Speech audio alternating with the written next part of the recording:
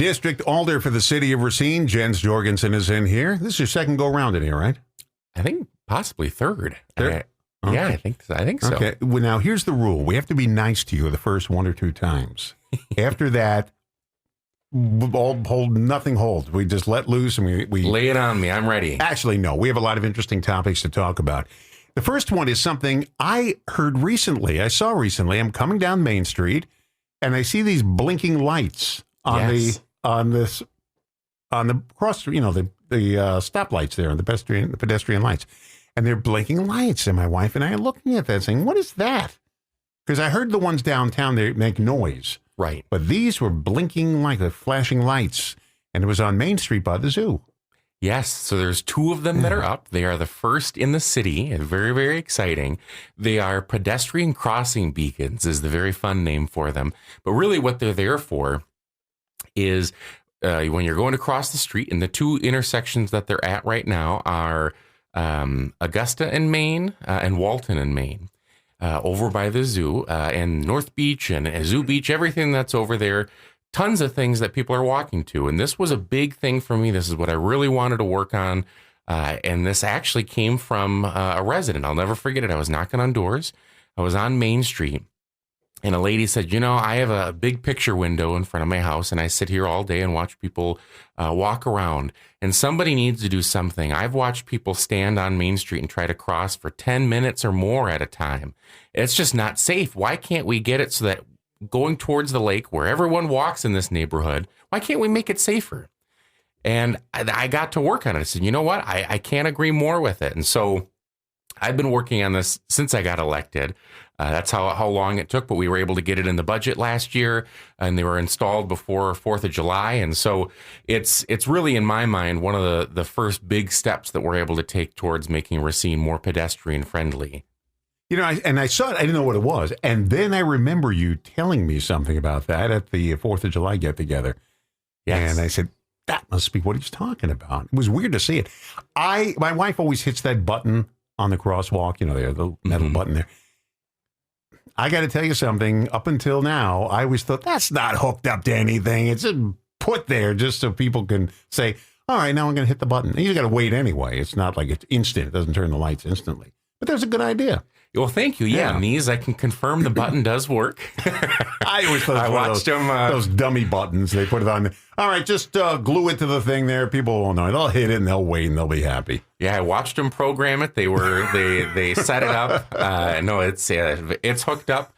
Because it's different than a stoplight, and a lot of people remember there used to be a stoplight at Walton, and so this brings some of that functionality where it allows a break in traffic to help bring those flashing signs when you press the button, so it's easier to get across the street. Let's talk about the crosswalk you have here at Melvin and Erie. Yes, that was another one. So a big thing that I've been pushing for in the 5th District and citywide really is we've got to make it easier for people to get around the city, walk, riding bicycles, you name it. And so that one always perplexed me. If you know that intersection, Melvin and Erie, it's two bigger cross streets, so it's a wide intersection. And there's a church on the corner there that doesn't really have a lot of their own parking, so there's a lot of street parking for the parishioners. And every Sunday, in fact, that was another one, especially I'd be out knocking doors, and I'd be seeing everyone leaving church service. They would be going in their cars and they'd be trying to walk across the street. And it was just such a huge intersection. I said, why is that not painted?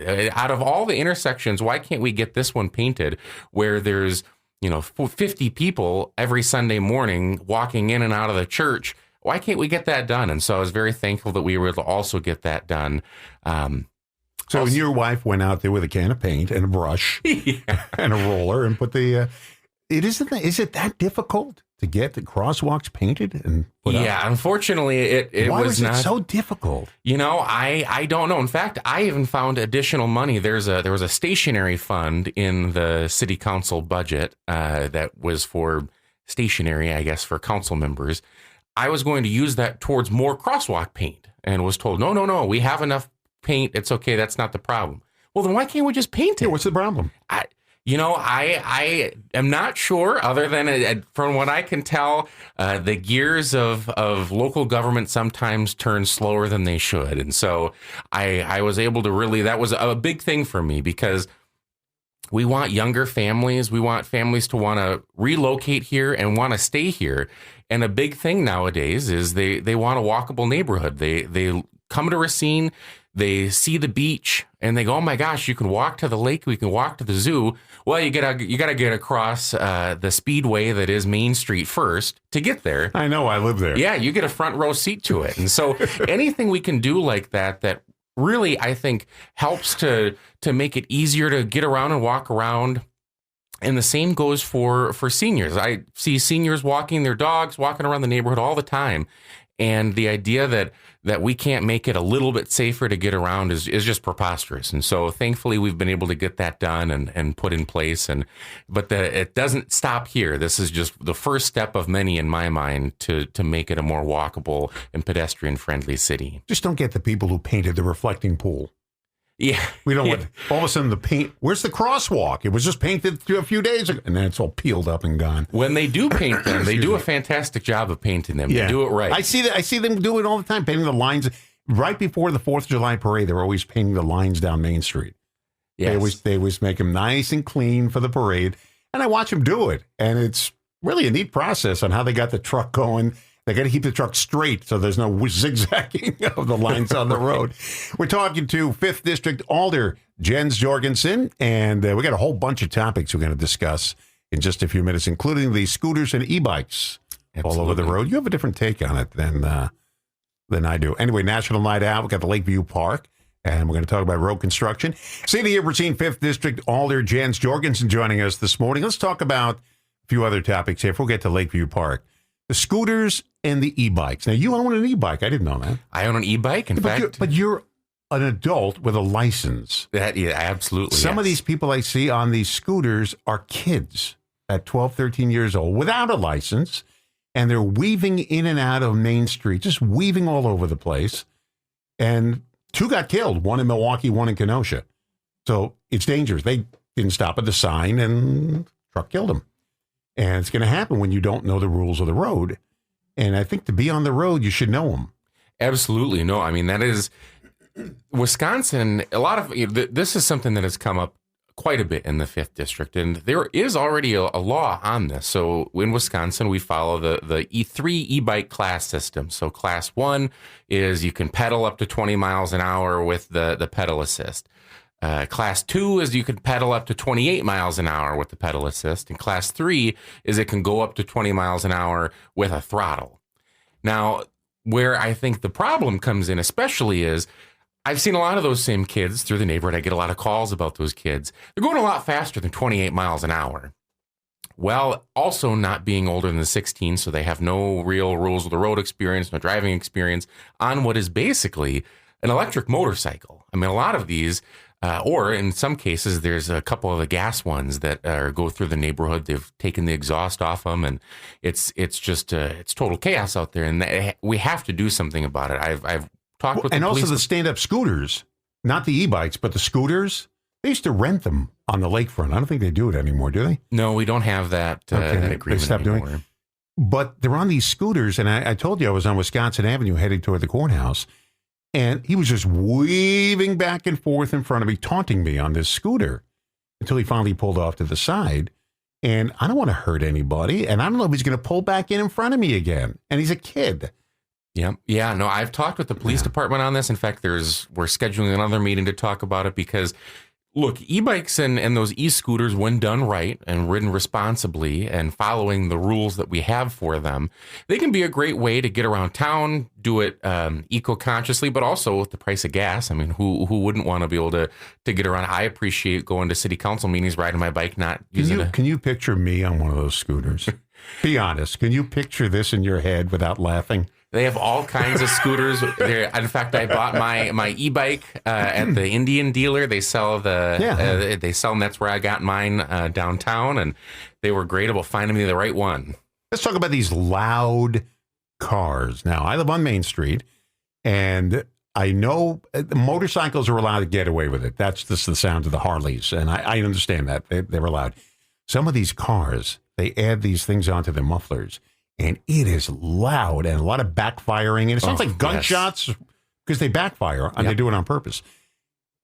Is there any rules about those type of things? Yeah, so those are absolutely illegal. I think there's any number of them. Once again, I've talked to the police department on this as well too. Of modifying the exhaust is one thing, and to get it to do that, a lot of times you're what is it, disturbing the peace or any of that. I mean, I have a dog that is traumatized with the car backfire. Oh yeah, I mean she.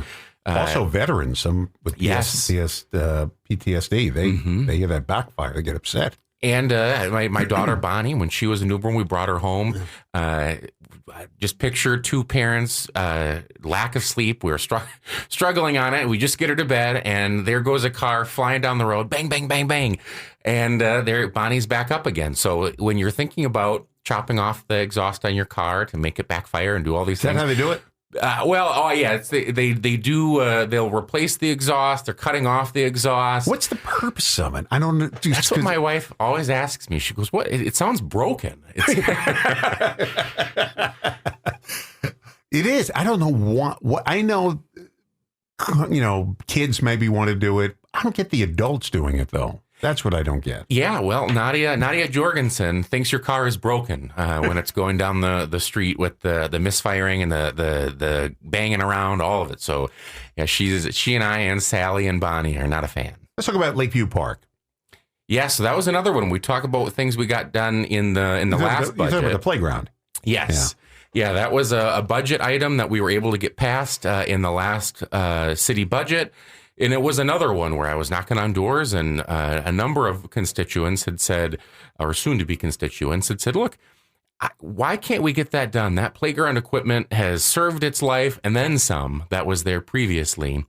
And it's such a premier location in the city. It's really a spot where you go to the zoo, you go to North Beach, you see this playground that's in need of repair. And so that was a big thing for me when replacement, yes.